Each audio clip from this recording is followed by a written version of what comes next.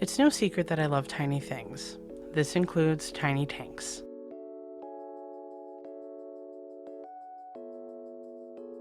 I've collected a lot of them over the years, and I haven't gotten around to setting any of them up. That is until a couple of months ago. I decided to rejoin the local fish group in my hometown that I had previously been a part of years ago. After what felt like a lifetime, I moved back and one thing led to another, and now I have a bunch of tanks and I just want to be able to geek out with people again about fish. It just so happens that the first meeting I mustered up the courage to go to was a Nanoscape build-off held at a local fish store. Now, did it take me all of my mental and physical willpower to leave and actually go do this? Yes it did. Luckily, I was able to convince some support to come with me, aka my younger sister. But with some very last-minute scrambling the night before, I was able to rummage through all of my excess stuff, and maybe a tank or two, and found a few rocks and a cool little piece of wood, and that was it.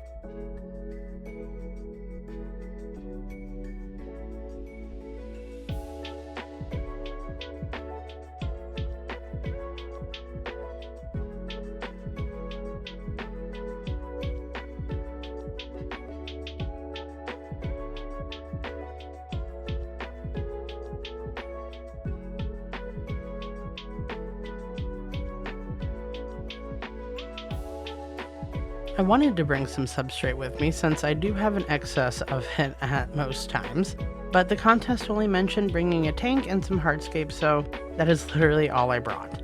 Oh, and of course, my trusty old planting tweezers as well.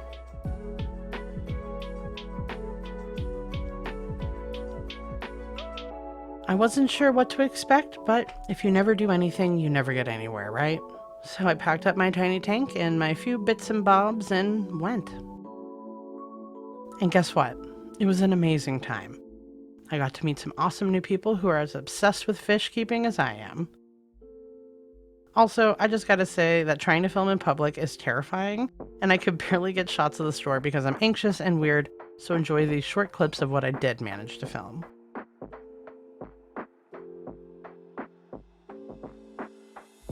With only using the substrate and the plants provided by the store, and the few little things that I did bring, I'm honestly pretty happy with how this little scape came out.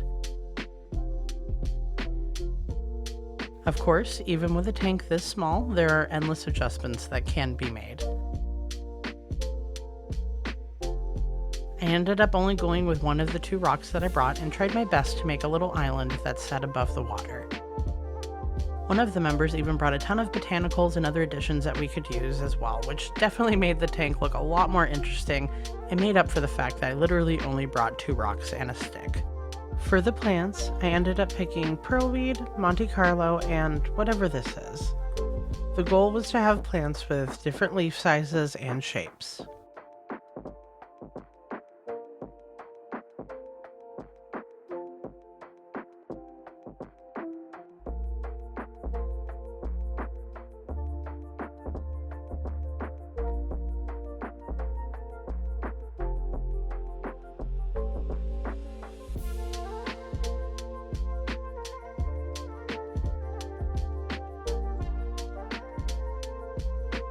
Also, a bonus snail that I accidentally brought along on the driftwood. He got to be the model for the competition. Also, RIP because I forgot he was in there and I never saw him again after that. Now, there weren't too many people who ended up participating, but it was really cool getting to see everyone's different styles.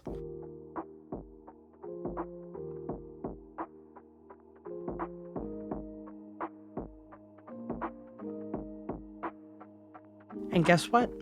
I got second. Which not only means I got this cool little mug, coffee cup, but a really great idea for how I plan to redo this little nanoscape once I got home. Because yes, I didn't empty out any of the water because I felt awkward asking so. I drove an hour home with this filled in the back of my car. If you couldn't guess, it didn't travel very well, and after getting it home, I sat it outside. Well, skip to a couple days later, after some rain and sun, it was full of tannins from the botanicals, as well as many, many, many mosquitoes. And don't worry, those little wigglers didn't go to waste. Mosquito larvae is an excellent live food you can offer for your fish. My Medaka go crazy for it.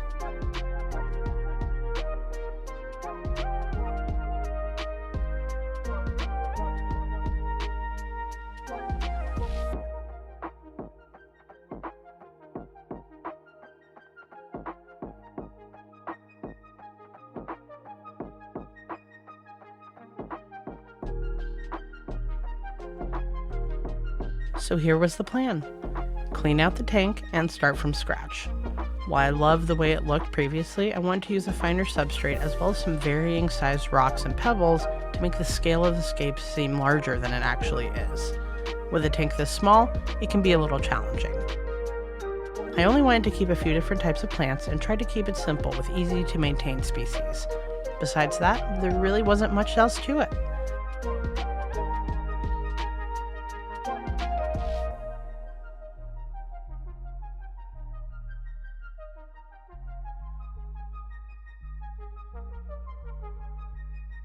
I decided to go with pool filter sand, which is a lot easier to rinse than normal play sand, but in general, I do like the look of both.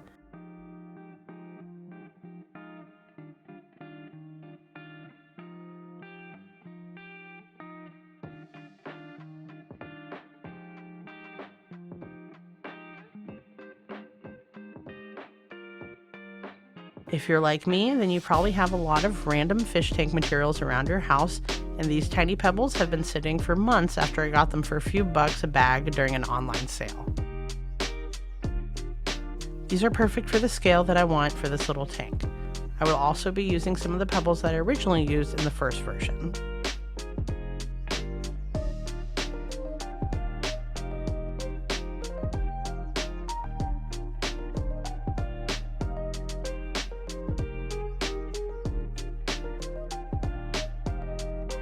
This shelf is typically where I keep my babies I'm raising, but since I'm ramping down for the winter, making space was no problem. The best thing about these tiny little tanks is that you can have quite a few in not a very big area. Good for me and my crazies, not so good for my obsession with adding way more things to take care of.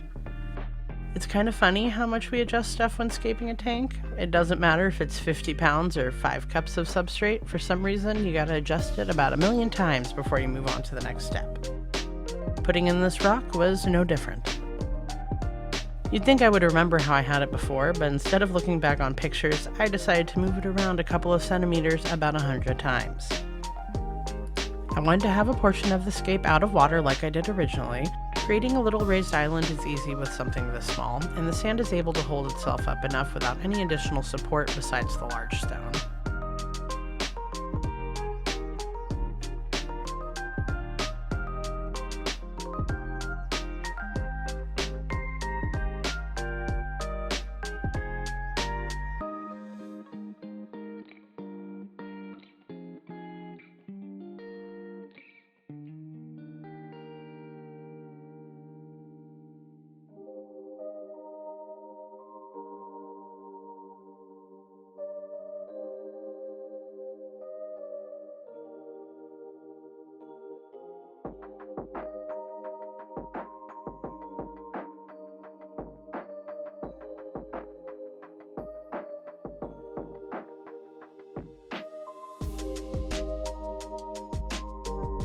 I placed in the larger pebbles first to ease into the transition into the sand, and I'm trying to think of these as large boulders surrounding a big cliffside.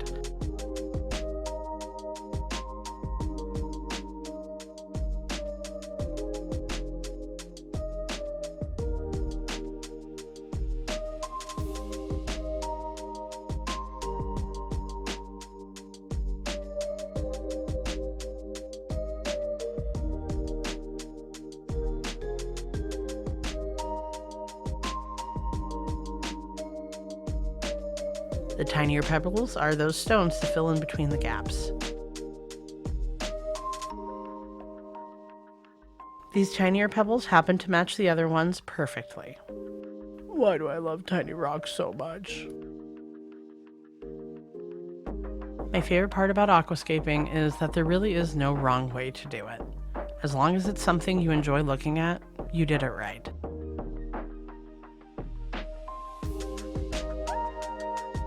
Did that little sprinkle of pebbles make a big difference? You betcha it did.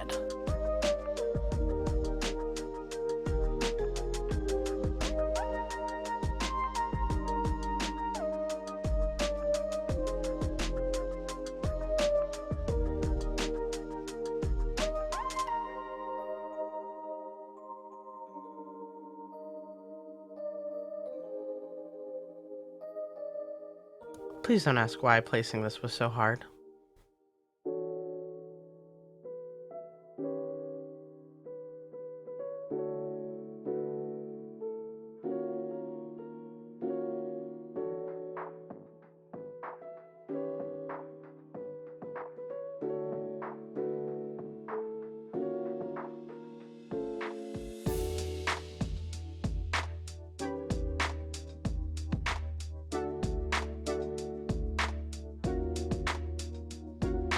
Planting something this small is pretty straightforward. I knew I wanted to have some immersed growth from the island, so going with these already immersed bacobas made the most sense. As they grow, I will trim and replant them on the island until it's nice and lush.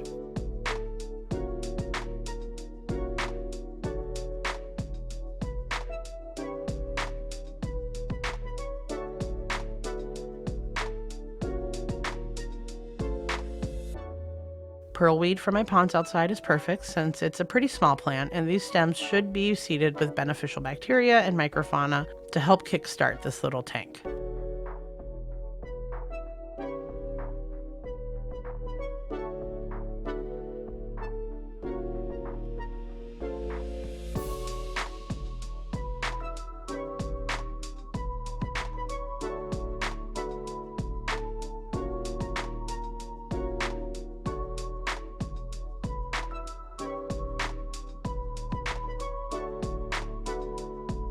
I wanted all of the plants to be focused around the large rock, so that's where the pearlweed ended up.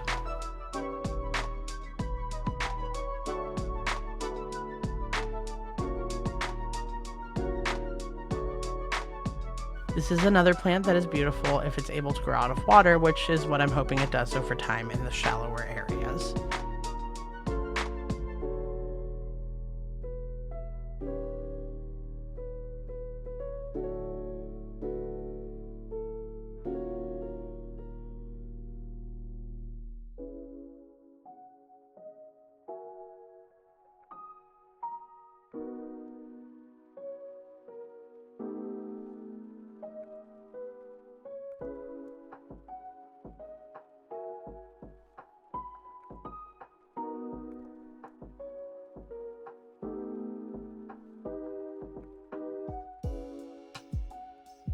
Since the substrate in here is all inert, which means lacking any nutrients, I did break up part of a root tab to scatter beneath the plants.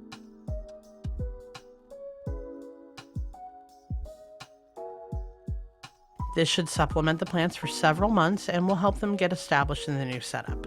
A little goes a long way in a tank this size.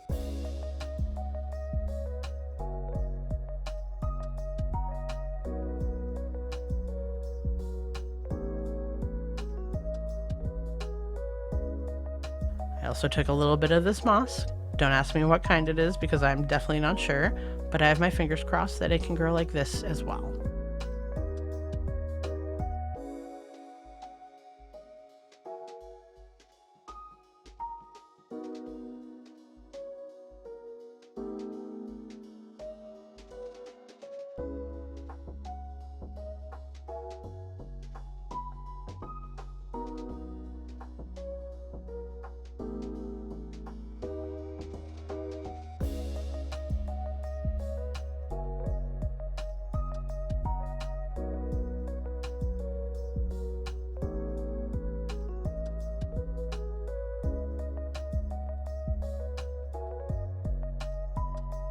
And of course, you know it's not going to be complete without a house. Did I say house? Yes, I did. This house. I know it's kind of goofy and not everybody's cup of tea, but I love these tiny little houses for some of my tanks. This is where I would live if I could, you know? This one was begging to be at the base of the rock, and honestly, it fits in so perfectly. I love it.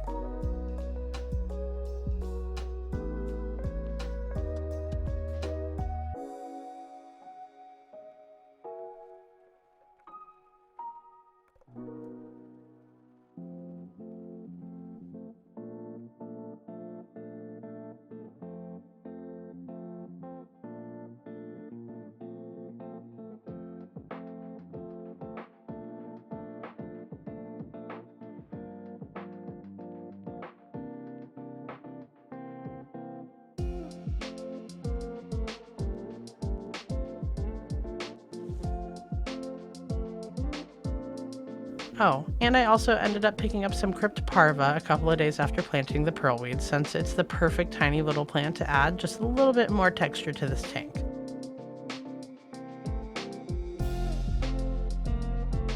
Crypts are my newest obsession, so you will probably see them in a lot of future videos.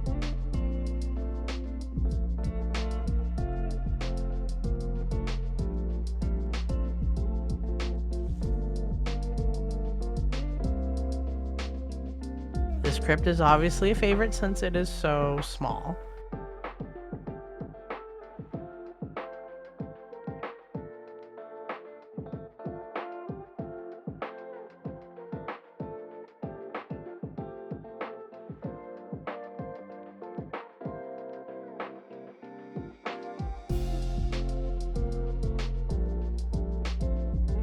Well, with the tank pretty much set and ready, I grabbed a couple of new homeowners and plopped them in.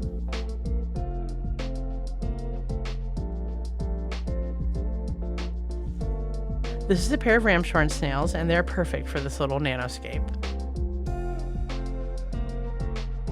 They will munch on the biofilm on top of the water and on the wood as the tank gets established.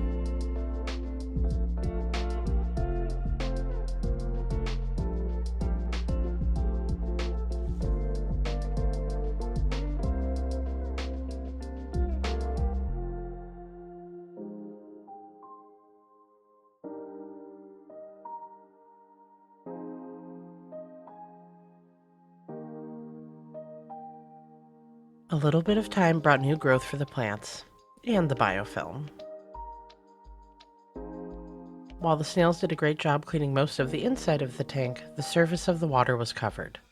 Which is fine, it's just part of getting things established.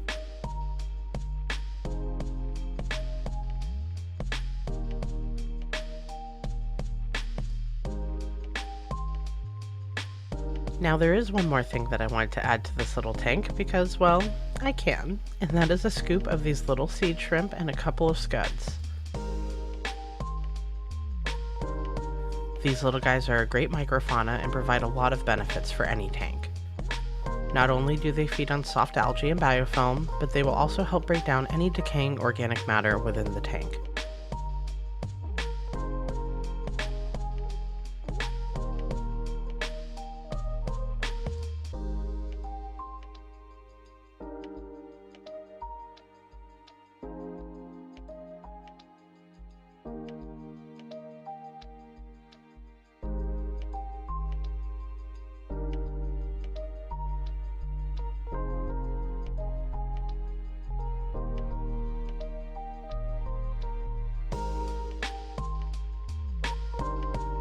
These little guys can also be a great live food for fish as well.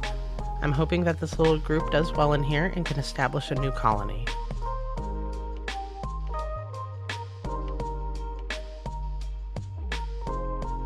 And that's pretty much it. Even though this little nanoscape doesn't have any fish, it is still a complete little ecosystem with a lot of tiny life.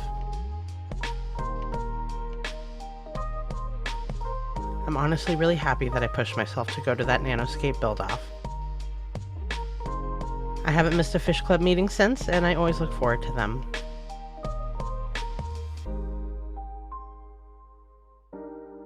If I never went, who knows how long I would have continued to let these cute little tanks sit. If you enjoyed seeing this little Nanoscape and would like to see more, let me know down in the comments. As you've seen, I have a lot of these, and I would love to set up more of them. And of course, as always, thanks for watching.